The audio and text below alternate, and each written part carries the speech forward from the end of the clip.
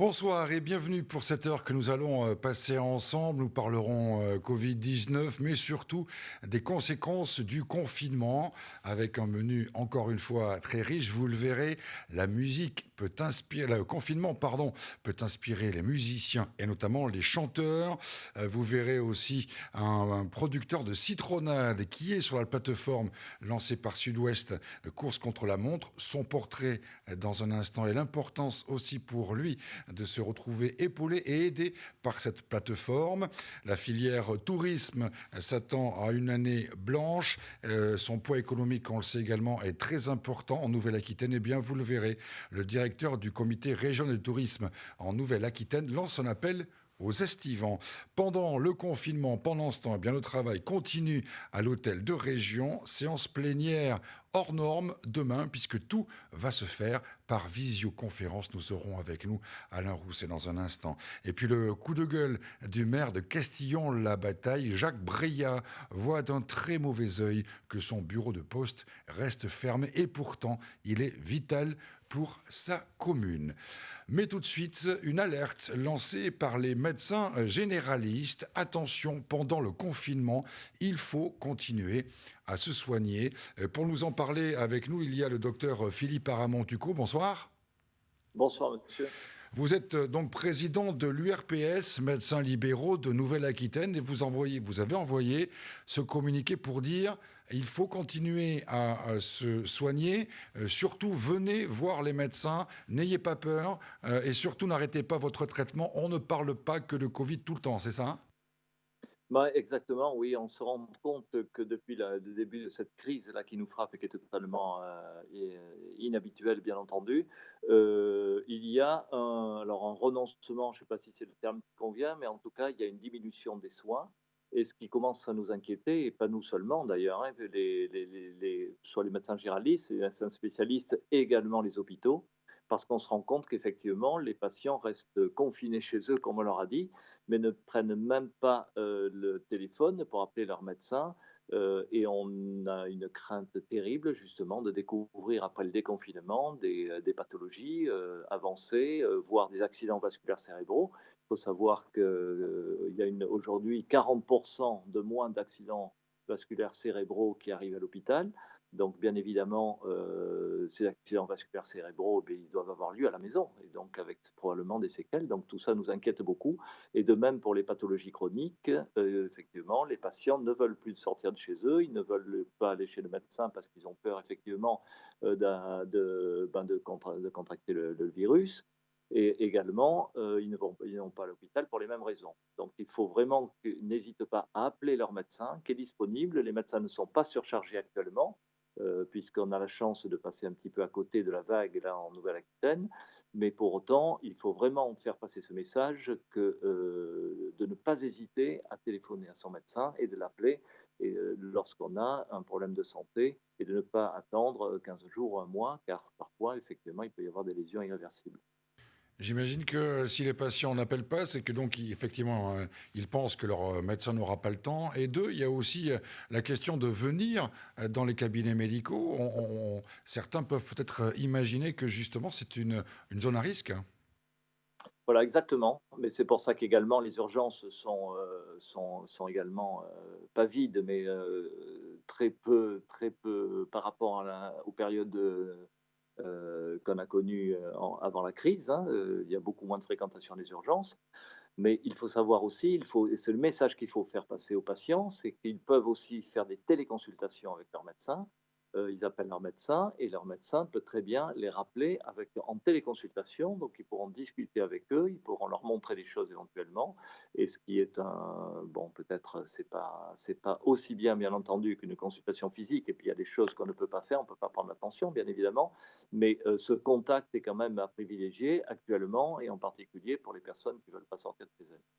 Le message principal, on l'a bien compris, c'est surtout si vous êtes en traitement, continuez à le prendre. Si vous êtes malade, n'hésitez pas au moins à appeler votre médecin parce que vous craignez qu'il y ait, j'allais dire, des dégâts collatéraux de ce qu'on vit en ce moment au niveau de la santé publique. Exactement, exactement. Je crois qu'il ne faut pas remettre au lendemain, parce que quand on est malade, on appelle son médecin, les gens le pratiquent régulièrement et il ne faut pas s'arrêter pendant cette période de confinement parce qu'encore une fois, il y a les pathologies ne disparaissent pas, ils n'attendent pas le déconfinement pour apparaître. Donc il faut vraiment être extrêmement vigilant à ça et en particulier sur les pathologies chroniques et puis les pathologies vasculaires qui sont les plus délétères. Merci beaucoup, docteur Philippe Aramontuco, donc d'avoir fait le point sur la situation. On a bien compris votre message. Surtout, si vous êtes malade, n'hésitez pas au moins à appeler votre médecin. Merci beaucoup. Merci à vous. Nous allons maintenant passer à un coup de gueule, le coup de gueule du maire de Castillon-la-Bataille. Il a envoyé un communiqué disant à Castillon, la poste déserte le champ de bataille. Or, on le sait, la poste est capitale dans une commune comme celle de Castillon-la-Bataille. Et donc, j'ai joint, il y a quelques minutes, Jacques Bria, donc le maire de Castillon, pour faire avec lui le point sur sa situation. Jacques Bria, bonsoir. Bonsoir. Alors vous poussez un coup de gueule contre la Poste. Qu'est-ce qui se passe à Castillon-la-Bataille? Il se passe que ça fera bientôt un mois que la poste de Castillon-la-Bataille est fermée, comme un certain nombre de postes en France. C'est incompréhensible, notamment parce que la population, et notamment la population la plus fragile, n'a plus accès du tout au retrait d'argent sur ma commune. Et donc, les personnes sont en situation de grande difficulté. Et on le sait pourtant qu'effectivement, il y a des versements d'aide sociale ayant été faits il y a maintenant quelques jours, et les personnes qui ont droit n'ont pas pu retirer leur argent. Non, aide sociale bloquée, les retraites aussi pour un certain nombre de retraités. Et donc aujourd'hui, j'en suis arrivé à délivrer des aides exceptionnelles avec des aides alimentaires par le Centre communal d'action sociale pour dépanner des personnes. Encore hier, une dame de 88 ans qui n'avait pas la possibilité d'aller faire ses courses ou se faire apporter plus exactement des denrées pour pouvoir manger, tout simplement. Que vous répond la Poste et quels moyens vous mettez en œuvre éventuellement pour faire pression, pour demander donc cette réouverture? Alors, ce que me répond la Poste, c'est qu'elle préserve ses personnels, mais tout le monde préserve ses personnels dans les situations dans lesquelles nous sommes. Je crois que l'ensemble des services publics locaux ont pris leurs dispositions pour garantir le service minimum. C'est le cas pour la ville, c'est le cas pour les services du département, le CCAS, bref, tout le monde est sur le terrain, sauf la Poste. Et c'est pour ça que je juge cette position incompréhensible de la part d'un grand service public que de nous laisser dans une situation de délaissement telle que nous la connaissons aujourd'hui. Voilà. Est-ce que vous savez s'il y a d'autres communes rurales de Gironde qui sont dans la même situation que vous? Parce que là, c'est un peu la triple peine, on va dire. Le confinement en zone rurale défavorisée, sans la poste, ça devient très compliqué. Oui, il y a beaucoup d'autres communes. Je sais que les associations de maires s'activent aujourd'hui pour rétablir ces services publics. Il y a beaucoup d'autres communes qui sont dans la même situation que moi. Rendez-vous compte, la Poste nous propose comme seule solution aujourd'hui d'aller à Libourne, à Coutras ou à Saint-André-de-Cubzac, c'est-à-dire de faire 40 à 60 kilomètres aller-retour, dans une période où nous sommes en plein confinement, pour aller réaliser des opérations bancaires. C'est juste inacceptable. Cette position est inacceptable et elle est d'autant plus inacceptable que, vous le savez, sont bancarisées à la Poste un certain nombre de personnes qui sont en situation de fragilité sociale. Donc aujourd'hui, cette situation ne peut plus durer. Je demande la réouverture du bureau de poste de Castillon, mais pas simplement de Castillon, de tous les bureaux de poste où il y a un pôle de centralité qui permet de rendre ces services. On se rend compte là, à l'occasion effectivement de ce confinement, de l'importance des services publics, notamment en zone rurale, alors que jusqu'à présent, la politique était plutôt une politique, on va dire, d'économie de moyens et peut-être donc de changement de politique en matière de zone rurale, c'est-à-dire fermeture des guichets, des bureaux, etc. Est-ce que vous pensez qu'au terme de cet épisode exceptionnel, il y aura une réflexion vraiment concrète du côté des pouvoirs publics pour continuer effectivement à maintenir ces services publics capitaux? on voit que ces services publics, surtout dans les périodes que nous vivons, ils sont indispensables. Ils sont indispensables et il est indispensable d'en maintenir la proximité. C'est pour cela qu'à Castillon, nous avons notamment mis en place l'année dernière une maison des services au public qui regroupe de nombreux services publics. C'est une bonne solution qui permet de garantir ces services. Encore faut-il que l'ensemble des services publics jouent le jeu en période de difficulté, de garantir un service minimum. Et en l'occurrence, sur mon territoire, tous les services publics sont présents, je tiens à le dire, et je les en remercie.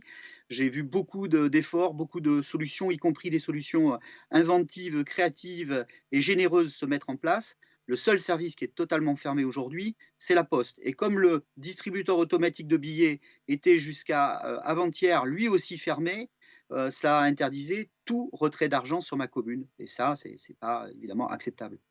Allez, dernière question, Jacques Breillat. Parlons un peu de l'avenir. Est-ce qu'il vous semble que cette crise du confinement va déboucher sur une réflexion plus profonde de la politique en général?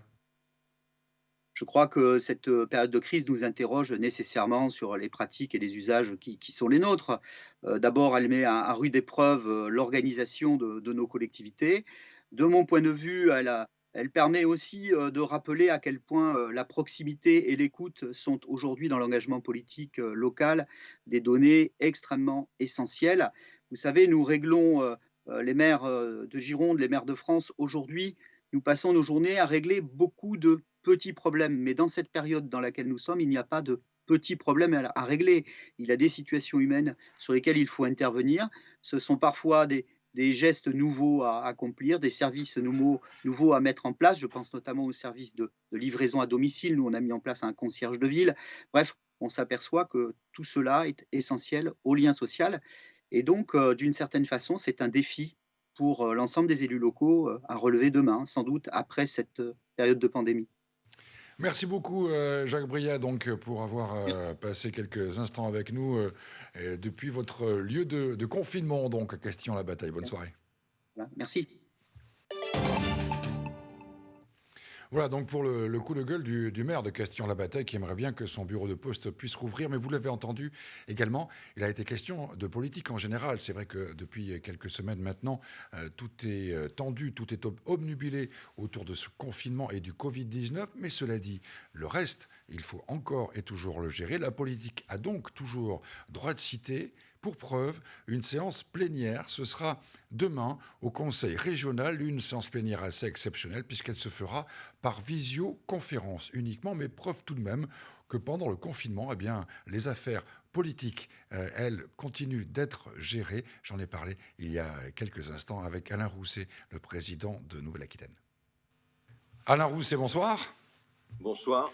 Alors, c'est demain une séance plénière très particulière qui va être vécue pour vous et pour tous les élus. Une séance plénière en confinement par visioconférence, du jamais vu, une première, mais preuve quand même que malgré tout, l'action publique se poursuit. Voilà, c'était un peu dans la conférence de presse que j'ai faite cet après-midi, un des points que je soulignais. Nous avons tenu une commission permanente pour préciser à vos téléspectateurs, la commission permanente est l'assemblée déléguée par l'assemblée plénière qui décline toutes les stratégies politiques et économiques ou financières ou sociales de la région. Et la commission permanente qui s'est tenue lundi a attribué pour 360 millions de dossiers, dont 60 millions aux entreprises, 140 millions pour la transition écologique et environnementale, plus de 70 millions pour l'aménagement du territoire, c'est-à-dire pour les petites communes, pour les différents dossiers du territoire, et 27 millions d'euros, notamment pour la jeunesse. Donc les choses fonctionnent. Et si vous me permettez, je tire un grand coup de chapeau à toutes mes collaboratrices et à tous mes collaborateurs, à l'équipe de direction, parce que faire cela, préparer un plan d'urgence en urgence, c'est aussi en tenant compte de la co-construction que nous avons avec le monde agricole, avec le monde économique, avec les entreprises de l'ESS, du monde associatif, les autres collectivités.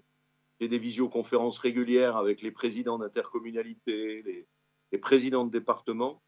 c'est un vrai défi. Donc cela veut dire que malgré le confinement, l'action politique et l'action publique se poursuit, tout ne s'arrête pas donc à cette situation d'urgence. Non, il faut d'ailleurs que le plan d'urgence soit validé par l'Assemblée plénière pour que la commission permanente, en fonction du montant des aides, et le président que je suis puissent attribuer aux entreprises concernées les aides nécessaires à leur survie, aux associations aussi, à l'économie sociale et solidaire, les aides nécessaires à leur survie pendant cette période de confinement. Donc ça veut dire que la démocratie, malgré ce côté urgence, fonctionne toujours. Oui, oui, il y aura. Alors, je remercie mes collègues parce que, bien entendu, les envois sont dans des délais plus restreints, les textes sont retravaillés parfois euh, à la dernière minute, mais en tout cas, tout le monde a accepté de participer ainsi et il y a toujours des jeux de questions-réponses, des interventions qui sont faites, des demandes de renseignements, de participation qui sont apportées en continu. Il va être question demain, bien sûr, du plan d'urgence, mais aussi du Ferrocampus, de l'accompagnement social des jeunes, de la sécurisation des parcours professionnels, du développement de l'apprentissage. Bref, les dossiers, on va dire, classiques à la région seront discutés et auront donc un vote en ce sens-là. Mais malgré tout, est-ce que les esprits seront à des débats démocratiques classiques alors que tout le monde parle d'urgence, de confinement et est inquiet? Je crois que tout le monde a à cœur de continuer à faire vivre la région, à faire fonctionner la région dans le cadre de ses compétences. En plus, vous savez que c'est le monde économique et le développement économique, c'est un peu mon tropisme et puis ma compétence professionnelle. Et je crois que ce que nous avons fait dans ce plan d'urgence, qui concerne les entreprises, bien entendu, mais qui concerne le monde associatif, qui concerne l'économie sociale et solidaire, qui va être démultiplié, parce que je vais proposer un plan d'urgence de 73 millions d'euros, mais à terme, avec l'effet multiplicateur de la part des banques mutualistes, par exemple, euh, avec l'effet multiplicateur des participations des agglomérations ou des intercommunalités pour l'aide aux commerçants, aux artisans, aux très petites entreprises sur les territoires, c'est quasiment 200 millions d'euros supplémentaires qui va être mis sur l'espace régional pour accompagner nos concitoyens, quels qu'ils soient, à ce, Oui, à ce rebond. parce qu'on est bien d'accord, hein, là vous parlez de rebond, l'important c'est de trouver maintenant les moyens en urgence, de faire en sorte que la machine économique puisse reprendre le plus rapidement possible. C'est ça l'enjeu, c'est ça le risque Oui. précisément si on n'arrive pas à mobiliser ces moyens. Alors, il faut à la fois sauver nos entreprises et nos associations. On est bien d'accord. Les pouvoirs publics aujourd'hui sont quasiment en dehors d'un certain nombre d'entreprises, notamment dans le domaine agricole et agroalimentaire ou dans d'autres domaines, sont quasiment seuls à la manœuvre. Ce qui d'ailleurs doit nous faire réfléchir sur les espèces de critiques sempiternelles que il y a trop d'impôts, les pouvoirs publics sont trop importants, etc. Peut-être qu'il y a une réorganisation à avoir. Mais en tout cas, aujourd'hui, je note que les pouvoirs publics sont à la manœuvre, tant de l'État que des régions ou des collectivités locales, pour continuer à faire fonctionner le plus possible toute cette grande machine. D'abord la machine santé, d'où notre intervention, à la fois pour l'acquisition de masques et de tenues de protection, pour l'ouverture des internats des lycées aux personnels soignants qui viennent travailler à proximité et qui sinon ne pourraient pas le faire avec le repos nécessaire, pour les agriculteurs et la mobilisation des circuits courts qui existent. On va inaugurer à Pau le 15 de ce mois un marché familial en quelque sorte dans les parkings des lycées.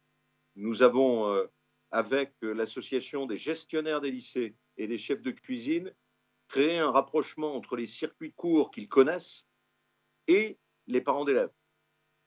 Donc l'idée, c'est et bien d'autres choses. On maintient aujourd'hui la rémunération des stagiaires de la formation professionnelle, les bourses aux infirmiers, aux infirmières ou aux aides-soignantes.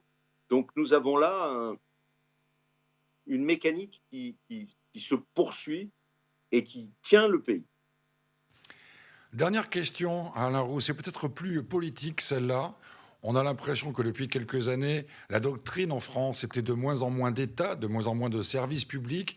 Est-ce que cette doctrine, au vu de ce qui se passe aujourd'hui, doit être totalement revue? Absolument. Vous avez failli dire drogue, d'ailleurs. Ah bon? Cette drogue ultralibérale qui nous conduit aujourd'hui dans une difficulté majeure. Il ne s'agit pas de dire le monde industriel, le monde de l'économie, l'économie de marché, tout ça doit changer. Non. Le problème, il est à plusieurs niveaux. D'abord, la mise en cause de l'hôpital public est un pur scandale. Un pur scandale. On voit que les services de santé, le salaire des infirmières, enfin, des aides-soignantes, alors qu'elles sont au front, on voit qu'aujourd'hui, celles et ceux qui sont au front, c'est quoi? C'est la caissière, c'est le conducteur de camion, traité souvent comme un chien, parfois, pas dans toutes les entreprises. C'est un capitalisme financier qui a amené beaucoup de PME en situation difficile, à des délocalisations poussées par certains services achats de groupes. Et aujourd'hui, on manque de bases de médicaments, des principes actifs. On manque de bases sur l'électronique. Donc, nous avons mis en place en région Nouvelle-Aquitaine 2 groupes de travail avec des technologues et des industriels pour réacquérir ces compétences. Et y compris, j'avais le responsable d'une entreprise magnifique des Landes qui s'appelle DRT, qui fabrique des bases de cosmétiques à partir de la résine pour essayer d'aller vers en bonne transition bioclimatique pour fabriquer des bases de médicaments. Et donc, je ne m'étale pas sur ce sujet, mais on essaye de tout mettre en œuvre dans la stratégie régionale que l'on conduit depuis près de 20 ans maintenant, sur cette réacquisition des compétences, comme nous l'avons fait pour le stockage d'énergie depuis une dizaine d'années. Merci beaucoup, Alain Rousset, d'avoir fait le point avec nous. Et je pense que ce confinement risque de durer un peu. Donc, je vous propose qu'on se retrouve d'ici quelques jours. Merci beaucoup, en tout cas. Merci à vous. Voilà donc pour cette séance plénière à la région Nouvelle-Aquitaine qui se fera en visioconférence demain. Vous le savez, tous les soirs, nous prenons aussi des nouvelles des différents départements de la région grâce aux agences Sud-Ouest. Eh bien, tout de suite, nous allons prendre la direction des Landes avec Emmanuel P2R à Mont-de-Marsan. Dans les Landes, la situation est bien moins critique que dans d'autres départements. Pour autant, si la semaine dernière, la situation semblait se calmer, cette semaine, la donne est un peu différente. Déjà car le nombre de décès liés au coronavirus a été multiplié par 3 en une semaine. Alors certes, il reste faible puisque seules 6 personnes décédées ont été dénombrées dans le département, mais les hospitalisations, surtout, sont de plus en plus nombreuses. À titre de comparaison, jeudi 2 avril, sur les 87 cas avérés, 13 étaient hospitalisés, dont 6 en réanimation.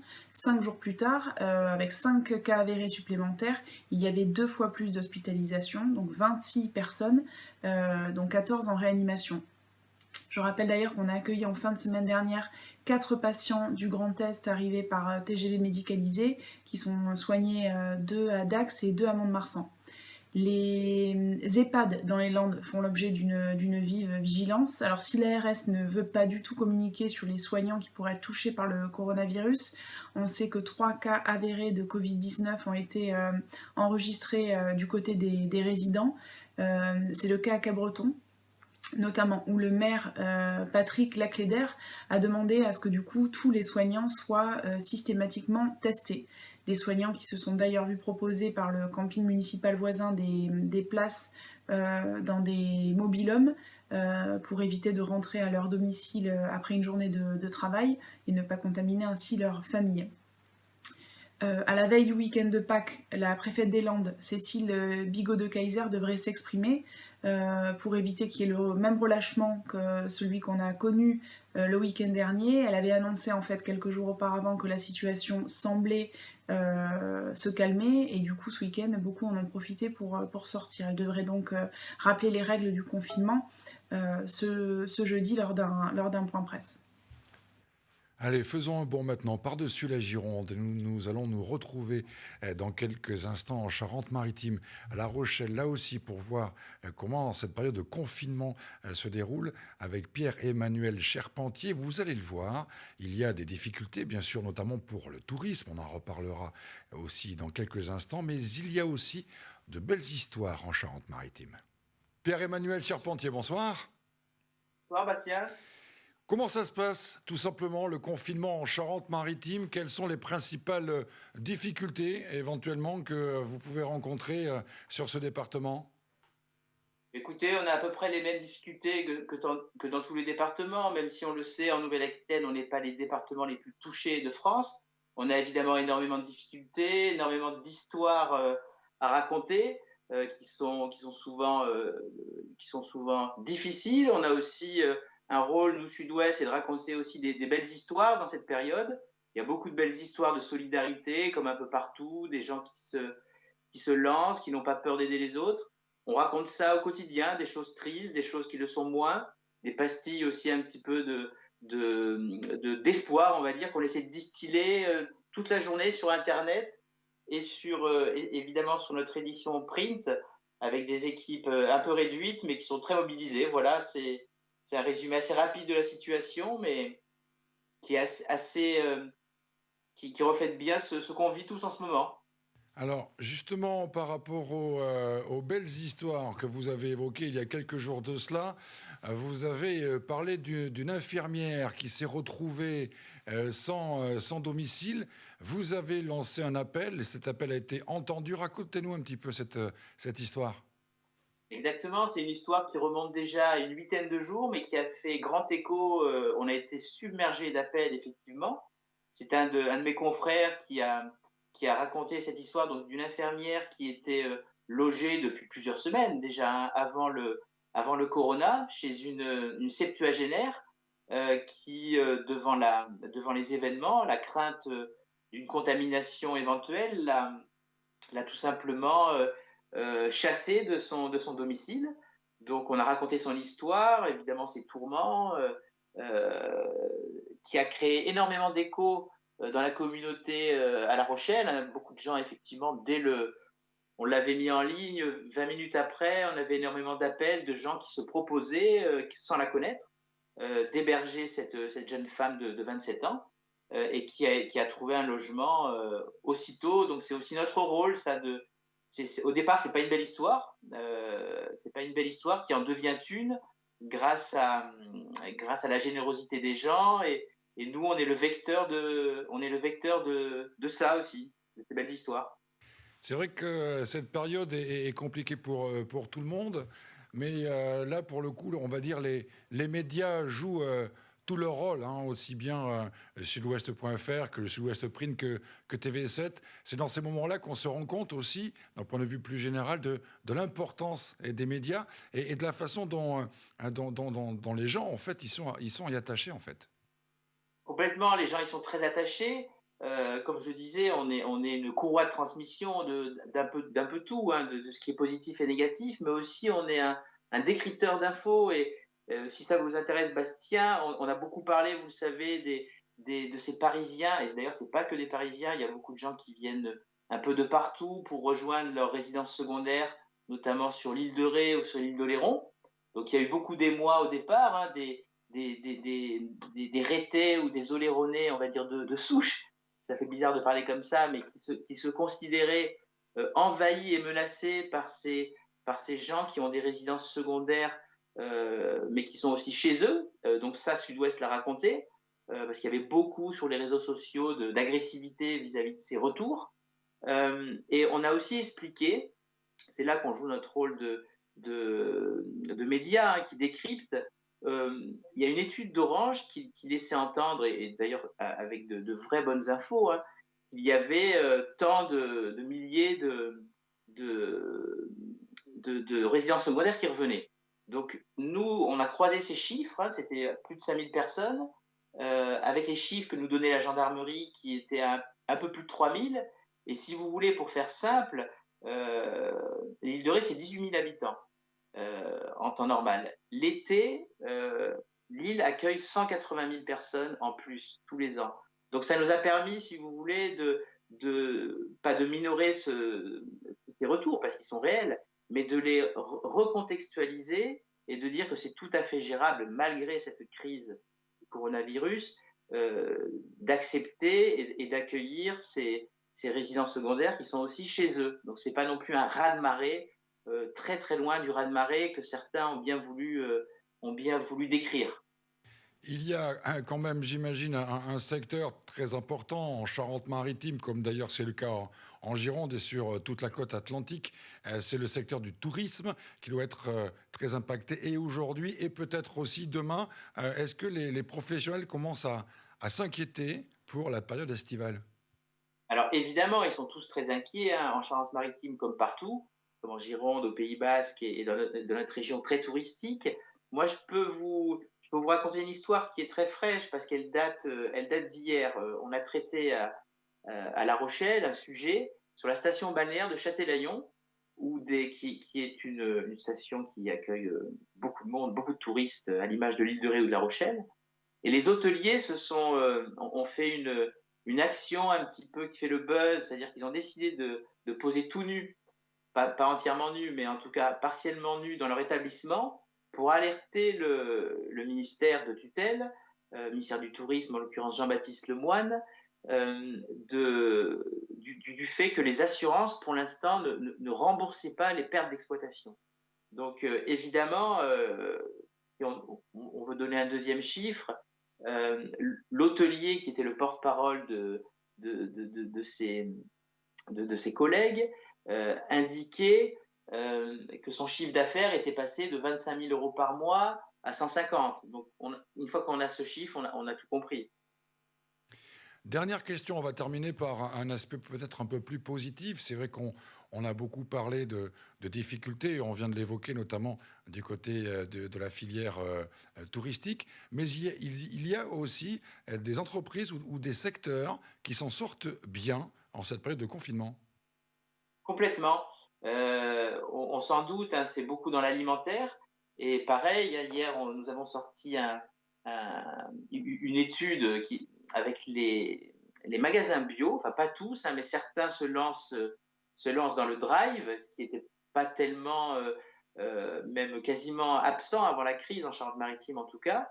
Et le patron, un franchisé de 2 magasins de la banlieue rochelaise, nous indiquait sans gêne, hein, d'ailleurs, et avec chiffres à l'appui, que son chiffre d'affaires depuis la crise était en augmentation. Alors c'est pas non plus spectaculaire, mais c'est une augmentation assez nette. Donc effectivement, certains, et tant mieux pour eux, arrivent à s'en sortir malgré tous les drames qu'il y a autour, les drames économiques et humains. Merci beaucoup Pierre-Emmanuel Charpentier, en rappelant donc toutes ces infos, vous les retrouvez sur Sud-Ouest Papier, mais aussi sur le site sudouest.fr. Allez faire un tour du côté de ce qui se passe à La Rochelle et vous aurez aussi un point de vue, un aperçu de la façon dont ce confinement peut être vécu dans d'autres départements que celui de la Gironde. Merci beaucoup Pierre-Emmanuel. Merci Bastien. Et vous l'avez entendu, il a beaucoup été question de tourisme, et c'est logique.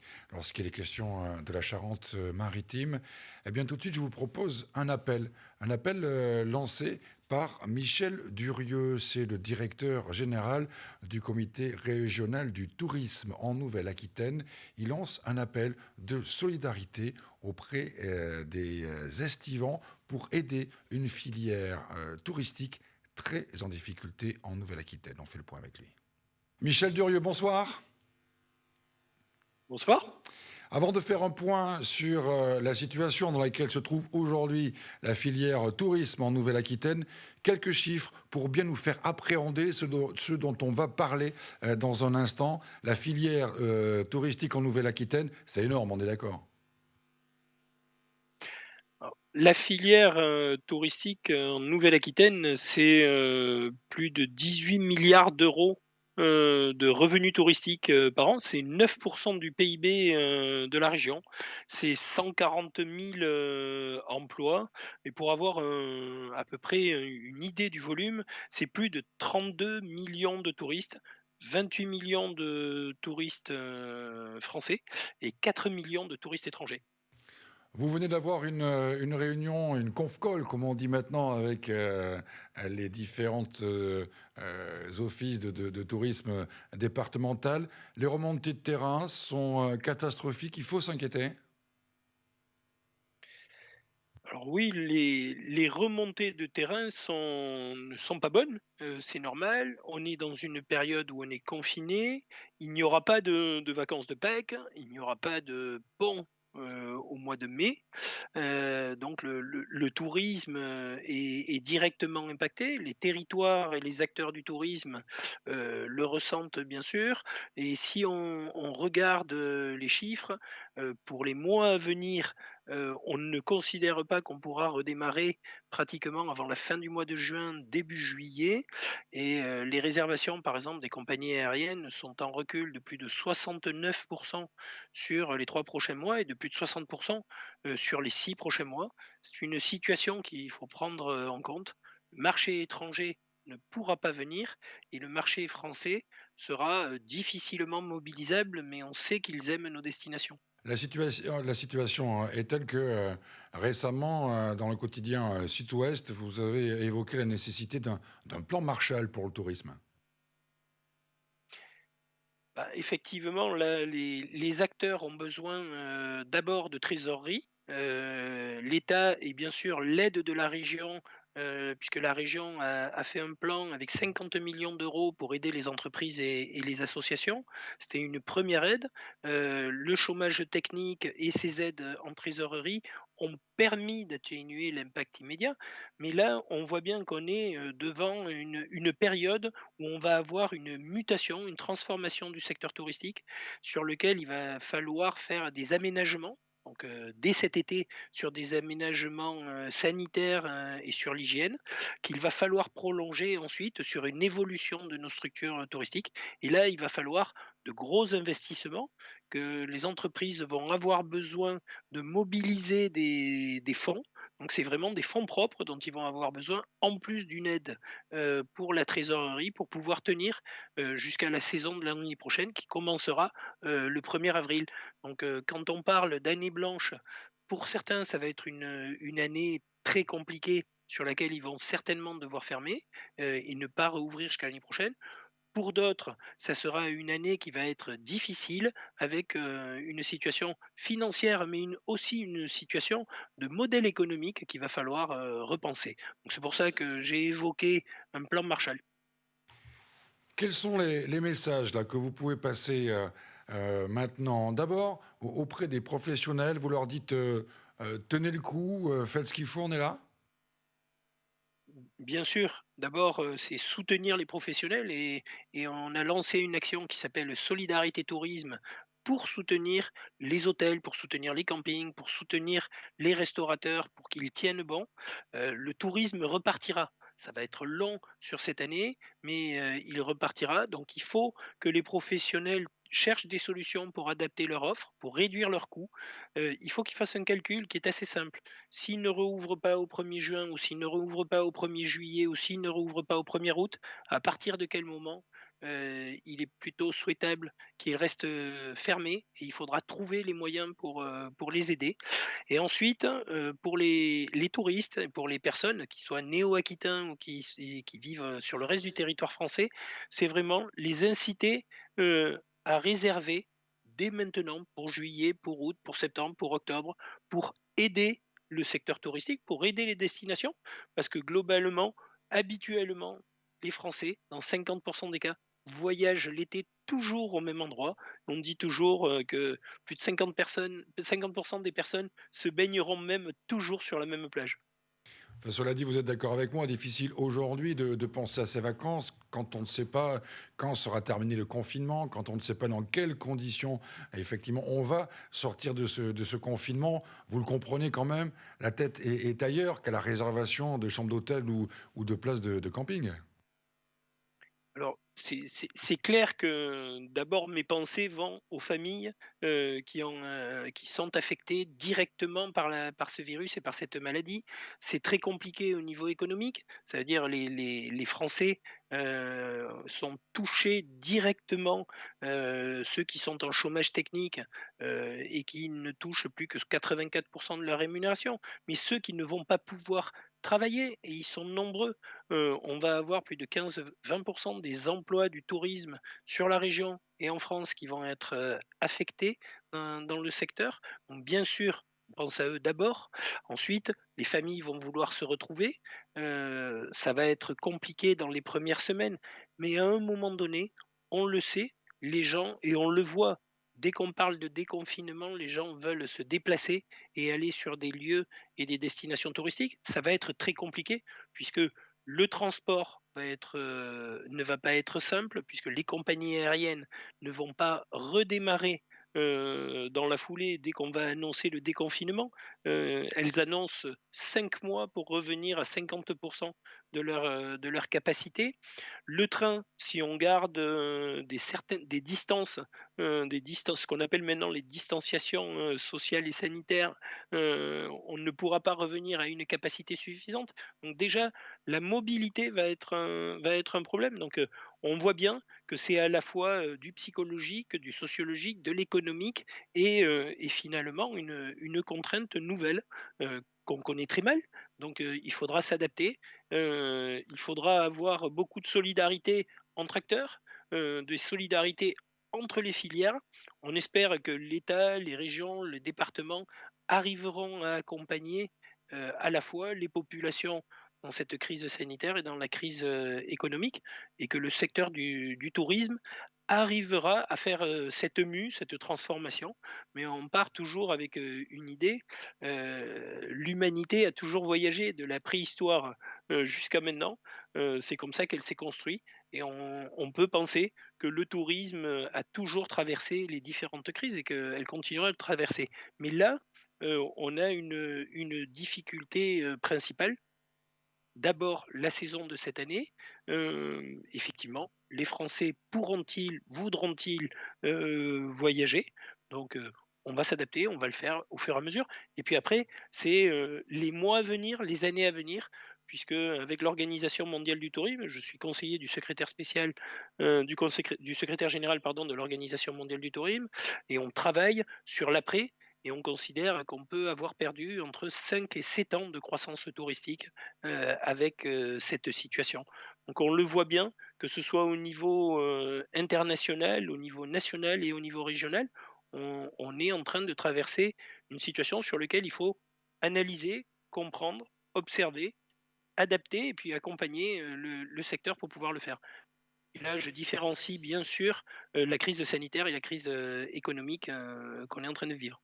Merci beaucoup, en tout cas, Michel Durieux, d'avoir fait avec nous ce point très complet sur la situation de la filière économique en Nouvelle-Aquitaine, avec, on l'a bien compris, des mois et des années aussi très difficiles en perspective. Merci beaucoup.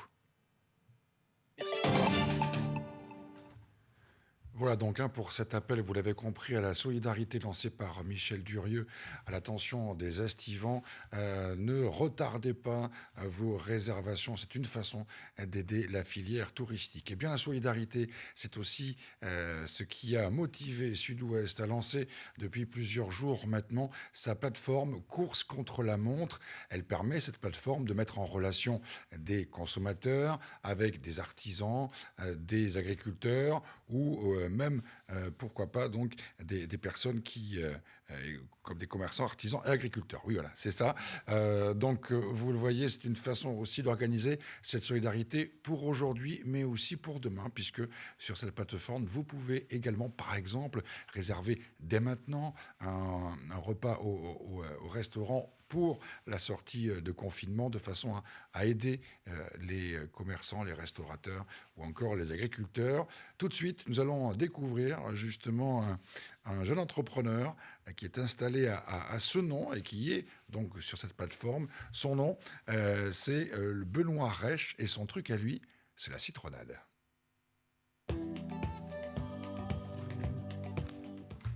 Moi, je suis un producteur artisan de citronnade artisanale. Une citronnade que je pasteurise à froid, ce qui me permet de garder une citronnade fraîche pendant 45 jours, donc avoir une DLC de distribution. Aujourd'hui, c'est un produit que je faisais en fût pour les festivals l'année dernière, que je fais toujours, j'espère cette année. On verra après le post-confinement. Et j'ai décidé de la lancer cette année en bouteille. Voilà. Et du coup, j'ai fait mon lancement de produit en début mars. Et manque de bol, l'épidémie est arrivée et du coup j'ai pas mal de stock parce que j'ai une première production où j'ai fait à peu près 400 bouteilles. Pas mal de clients qui ont dû annuler parce que il y avait beaucoup de restaurateurs. Et du coup, voilà, j'ai essayé de les écouler avec mon réseau. Et puis il y a eu cette plateforme qui s'est mise en place, Course contre la montre, et qui m'a permis et qui me permet de faire connaître mon produit aux particuliers et au grand public, et en même temps d'écouler mon stock. C'est important parce que c'est un outil grand public, c'est un outil qui a une belle communication, une bonne communication, et ça permet aussi de rapprocher le particulier des produits, des petits producteurs et des produits artisanaux comme le mien ou comme d'autres. Hein. Et je pense que c'est une bonne chose, c'est assez bénéfique. Que ce soit, même si les ventes, il n'y a pas énormément de ventes sur le démarrage, mais que ce soit sur la visibilité et la communication du produit, c'est assez intéressant. Oui. Alors, vous pourrez constater que les cuisines sont vides. Hein. Alors, moi, j'évolue dans un laboratoire de cuisine partagée à Lormont qui s'appelle Colloque de Chefs, donc qui permet aux jeunes entrepreneurs de pouvoir louer en fait des heures de cuisine pour produire ou pour des traiteurs pour produire aussi. Voilà, donc moi, j'évolue en prépa froide, donc vous pourrez constater que tout est rangé parce que pour le moment, je n'ai pas de production. Elle recommence à partir de la semaine prochaine. Mon objectif, c'était d'écouler ma première production en priorité. Ce qui est le cas, j'arrive sur la fin et du coup là je suis dans le laboratoire et je suis venu récupérer quelques produits, donc mon produit qui est l'authentique citronnade comme je l'appelle, qui est une citronnade artisanale et pasteurisée à froid qui est produite ici en fait, voilà.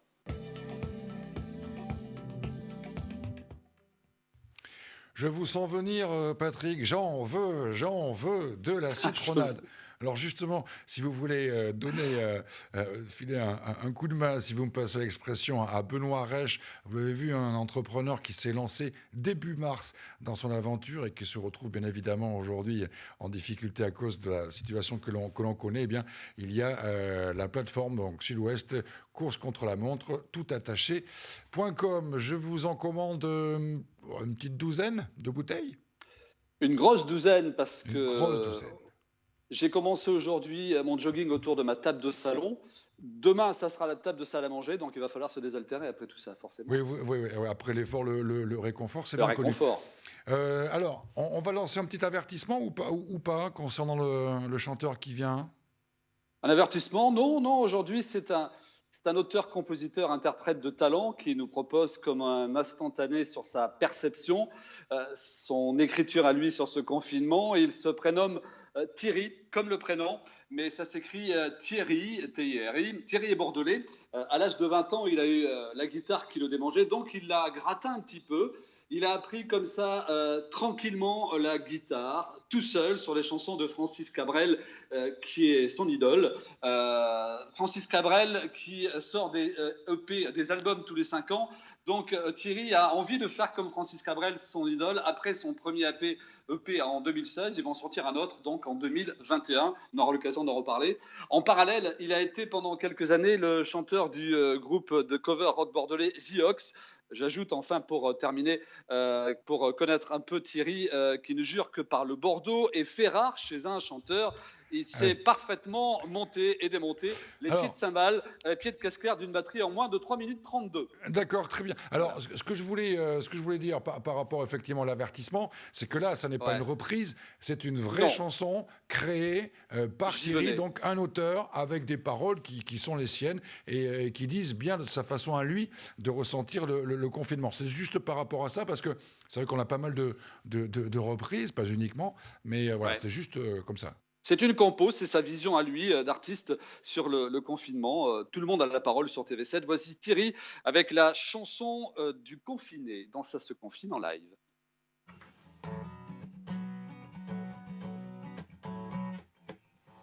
Al Pacino sur le tarmac, Will Smith et ses Men in Black, les poches pleines de dollars. Paraît même qu'ils avaient garé leurs chevaux en double fil et nous sur nos balcons comme des connards. Vous resterez tous confinés, tous comme des cons, in fine. Pour sortir j'enfile mon attestation, mais pour mettre un masque je suis trop con, ça quelqu'un l'a dit à la télé. La goutte au nez, je sens la fièvre,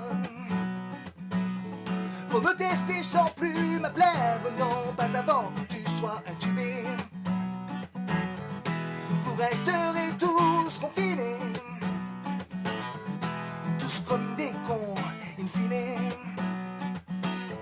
Pour combien de temps, s'il vous plaît? Pour le temps que j'aurai décidé.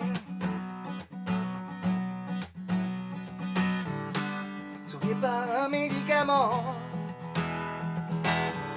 un truc dans le cou, un truc dans le vent, un Mistral peut-être gagnant. Oui, mais non, ça dépend. Vous resterez tous confinés, tous comme des cons, in fine. Pour combien de temps, s'il vous plaît? Pour le temps que j'aurai décidé. Pour votre bien, pour votre santé, vous resterez tous confinés, mais tous comme des cons, in fine. Non, non, des jours, des semaines, des mois, des années, mais tous comme des cons, in fine. Et peut-être plus encore le jour d'après,